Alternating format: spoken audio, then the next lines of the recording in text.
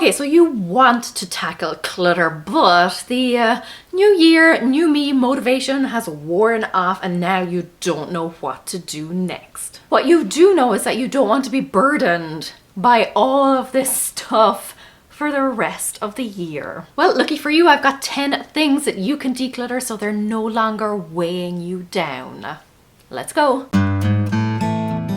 Hi guys, it's Laura, and first on the list is things that you bought around the new year, either because it was on sale, so you thought you were grabbing yourself a great bargain, or because you had good intentions of doing something. You were in that new year, new me mode, and you planned to get healthy, get organized, etc. So you bought maybe some fitness gear, maybe some storage tubs, all those types of things that represented the new person that you thought you were going to be. However, since the new year razzle dazzle has worn off, you may be reconsidering those purchases, realizing that you don't actually want or need those items, or they just don't fit into your lifestyle. Instead of letting it hang around your home, taking up space, making you feel bad or guilty every time you see it, now is the time to get rid of it. If you can, if there is still time, return it. If not,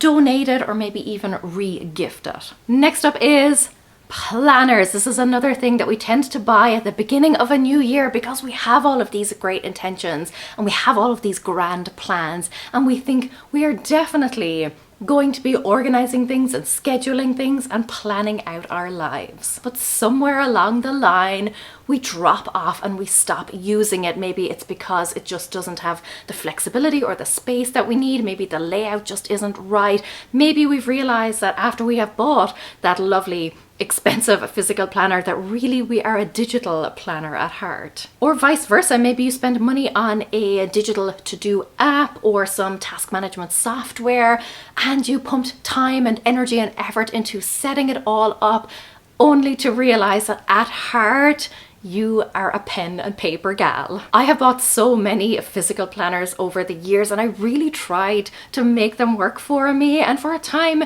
they did, but these days I will always go back to digital. Something that tends to pile up a lot towards the end of one year and the beginning of another is boxes, receipts, packaging, gift bags, things like that. You probably have been receiving a lot more deliveries than usual. You have been buying a lot more than usual. Maybe you bought something for yourself or were gifted something and you are keeping the box just in case you need to return it. And I know for us, our bins tend to get so full over the holiday season that we tend to hold some stuff back, or maybe we keep the odd box in case it is perfect for putting a gift into and wrapping it up. You will free up a lot of space just by clearing out all of the boxes that have built up over the past few weeks. Now, chances are when you get busy, when you've got a lot of extra things on your plate, when you're going through a holiday season, you may order more takeout, and with that takeout comes a lot of extra stuff, and you hang on to it because you think, I might need it. So you're getting plastic cutlery, you're getting all the sauce packets. We keep these. I don't know why, we never use them. Paper plates, you're getting napkins, and so on. Maybe even menus. It may even be taking up an entire drawer in your kitchen, but if you can, if it's still in good condition, donate it to a homeless shelter, a local community pantry, something like that. Or if you still genuinely believe that you will use it, then do what I call natural decluttering. Make a conscious effort to use that stuff up.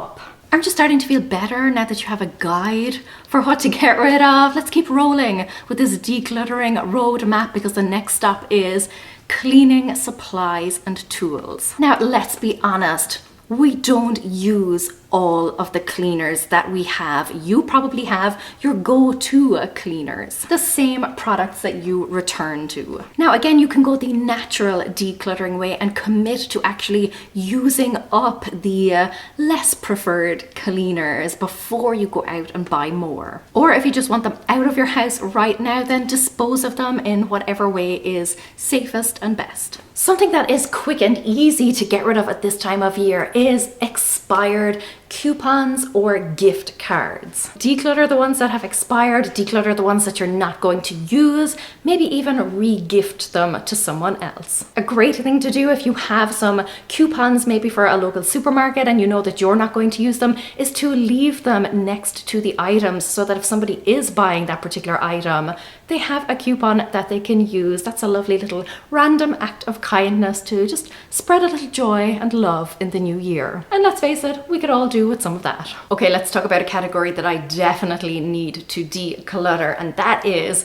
stuff that you have already decided you're getting rid of, but for some reason, it's still sitting around your home. This can particularly be the case after the holiday season, after the new year, because so many people are decluttering and clearing things out and getting rid of unwanted gifts, and the charity shops just fill up very, very quickly, and they may refuse to take some of your items. But enough time has passed now where those shops have started to empty, so it's time to try again. Next up are those things that you have started, but in your heart of hearts, you know you're not going to finish. I'm talking about projects that you started, or crafts, or maybe even a hobby that you picked up that you know that you're not going to continue to want to do. The real kicker with these items is that they hang around as a mental burden. They are a constant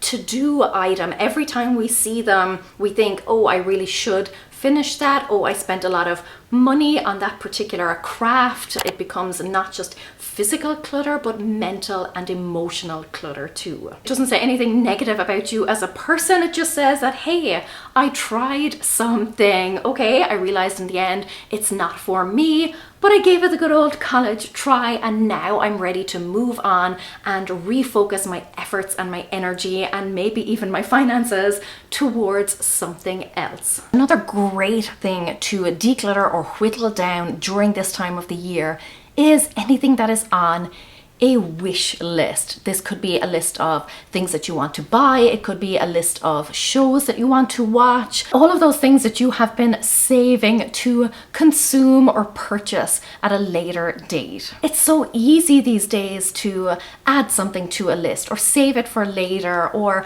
purchase something, because a lot of that stuff can be done just with the click of a button. Narrow it down to the things that you're actually excited about spending your time on. Then try and make a conscious effort not to continue adding to that list just because it's easy. And because this is a list of things to declutter in February, I can't not mention Valentine's cards or love letters, or even just cards and letters that you received from people that you love. If you were like I was until pretty recently, you probably collected every single greeting card that you ever received, and you have a stack of them. What I've started doing now is just keeping the most recent ones from particular people and the most special ones. So maybe a special occasion, one with a really special heartfelt message in it. Go through your stash and only keep the ones that are actually meaningful to you. Don't you feel so much better now that you have a guide for exactly